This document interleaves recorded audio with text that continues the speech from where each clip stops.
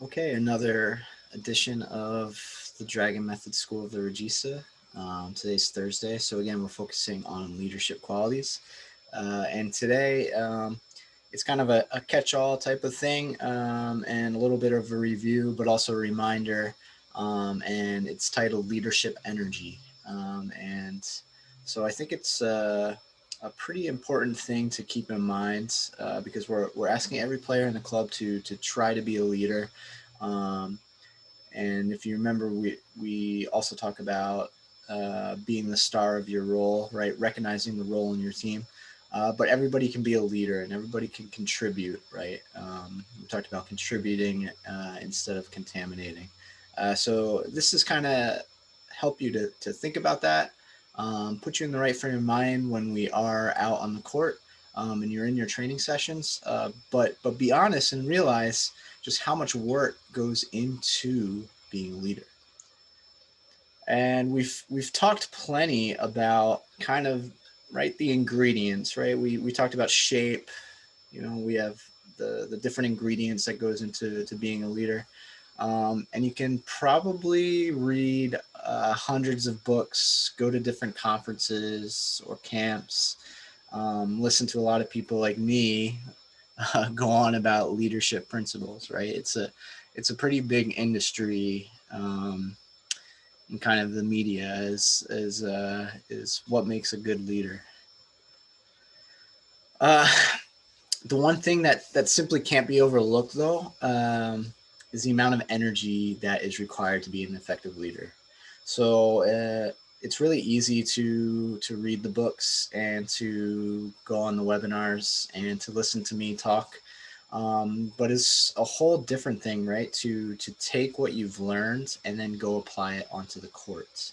Um, it it requires so much energy, right? It really can't be understated. It's not an easy thing to be an effective leader.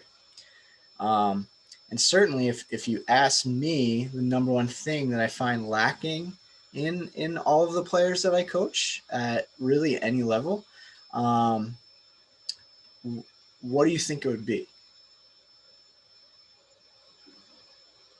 Yeah, we're talking about it right now. It's energy. And I don't necessarily mean hustling or getting in shape and working on technical skills. I think to some degree, players are pretty good at that because that's certainly a lot of the fun stuff, and obviously some things that you can lock into. I would say that there can always be more, right? A coach is never satisfied, and as a player, you should be never satisfied. The amount of energy that you're putting into hustling or getting in shape or working on your technical skills. Um, but what I'm really talking about is this leadership energy. And we talked about the 6-to-1 compliment to criticism ratio, and just how hard it is to give genuine and useful and specific compliments a lot of times during one training session. Right? Like, you might get out on the court and try to do these things. And at the end of it, you might say to yourself, I had no idea there was that much to it. And most people have no idea how much energy it takes to add constant clapping, right? Adding the spirit element to things, um, talking to your teammates, thinking and reminding them, right? Applying those reminders before things happen. On top of just running and moving and playing, right? You have your own thing to focus on, right? Moving and playing and making the right decisions in training sessions. And on top of that, uh, you want to be a good leader. You also need to be able to go above and beyond, right? Um, the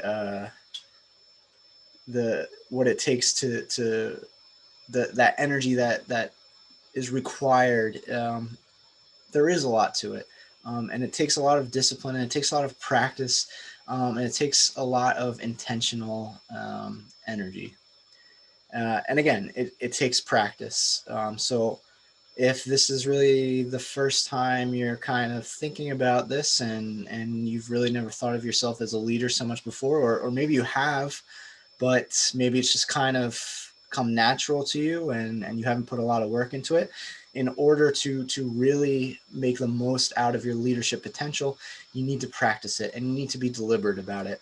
And I have this little hint at the end here: measure your energy output, right? So what we measure our compliments. I've already asked you to think about measuring your compliments and write those compliments down and have them ready when you get onto the court.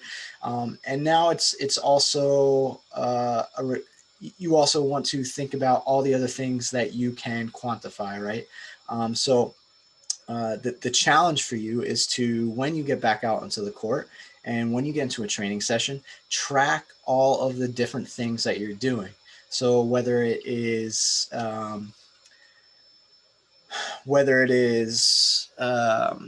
spirit actions, right? So clapping a lot, yelling, pumping your teammates up, high fives, or kind of the virtual high fives that we have now.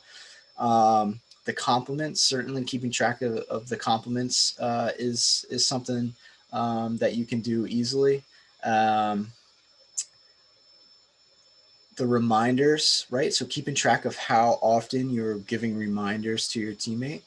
And then just more general things that you can do really throughout the week as well. And certainly I've asked all of my teams and my players who have their partners to check in with their partner a couple times a week.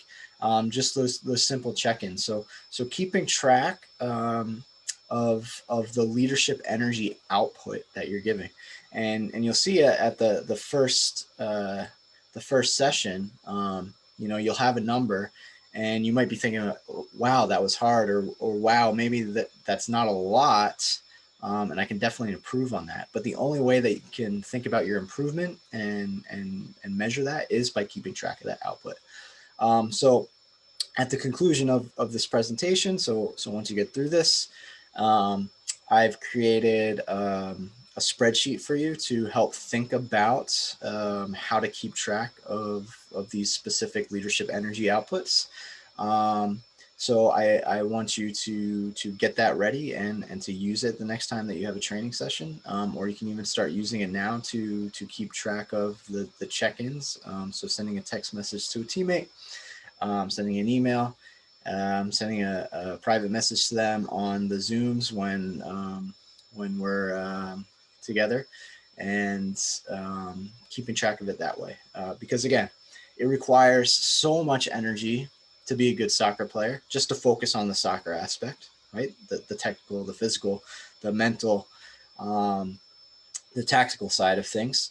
But then on top of that, to be special players, to be special leaders, it also requires a great deal of that leadership energy, and that leadership energy is the hardest thing to do, right? So we're asking you to go above and beyond, and add that extra bit of leadership energy.